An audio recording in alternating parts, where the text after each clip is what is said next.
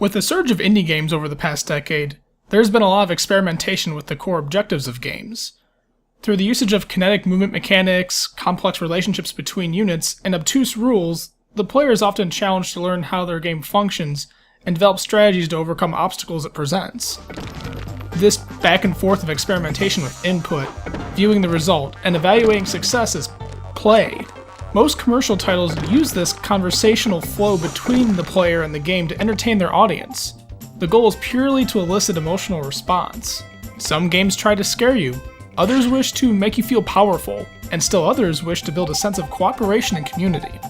Many indie games strive for this as well, however some choose a different objective. Some wish to make a very clear statement about their art form or the social environment in which they were created. Their mechanics, narrative design, art style, and even basic user interface are all engineered to force the player to observe the world around them and think about the game they hold in their hands. The intent is to start a discussion about some topic in the real world, based on the examples found within the game. This can bring games closer to something like a political cartoon or a parable than simply a movie or TV show. It's this second category that Undertale falls into. Undertale proudly leverages the JRPG genre's tropes to explore its themes. The player explores an unknown world, interacts with characters through story set pieces, puzzles, and conversations. All conflict is resolved via turn-based combat. The player learns more about the world around them through signposts, artifacts found within the world, and the visual presentation of the world itself. Fans of the genre should find this all very familiar. The novelty of Undertale comes from its exploration of combat resolution, the nature of violence, and what one must do to survive in a dangerous place. The combat system pits the player against one or more enemies at a time. The player may choose to attack an enemy, use an item, run away, or perform some non-violent act to attempt to appease the enemy. Different enemies require different actions to appease them. Some are depressed and require encouragement, while others just want to do some simple job like clean up the player's character. Defending attacks is also novel. Each enemy type has a couple different possible attacks that are each represented with a bullet hell style arcade sequence. The player must navigate a heart-shaped cursor through such a sequence to avoid damage, and even sometimes perform offensive attacks. This more passive method of resolving combat attempts to subvert the experienced JRPG player's expectations for gameplay.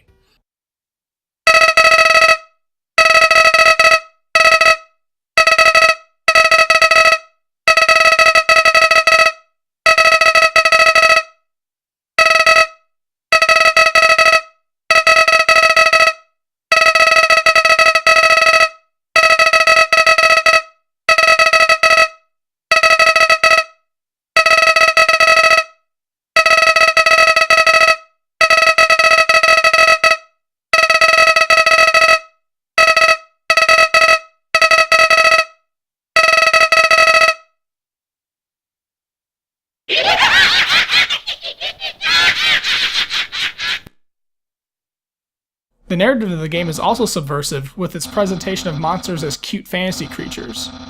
Most characters you encounter just want to live their lives and gain freedom. They smile, they make small talk, and often wish to be friends with the player's character.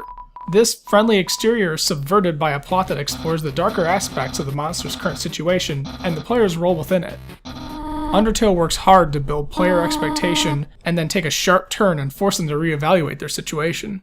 This all plays well into the game's goal of instigating out-of-game discussion and a focus on the meta. The player is meant to focus on what the game's meaning is as a self-contained entity, not any single character or plot line within the game itself. Accomplishing this is a very tricky task, however. One must pull the player into the work and build empathy for the components of the game. The game's developer must also not allow their expressions of their theme to go off the rails and become pretentious. The message is meant to be the focus, not the method of communicating the message. Furthermore, Undertale's target audience is the experienced JRPG gamer. These players have been trained for decades to play games a certain way. Trying to go against these expectations, and then using the resulting user friction to help communicate your message, makes focusing on the message all the more difficult. After all, a player's personal experience with the game will mean more to them than any moral question being proposed. This all makes Undertale a commendable work. It has ambitious goals for itself, fine technical polish, and a love for the JRPG game design. Undertale is not a bad game, but what's left to ask is, do I like the game?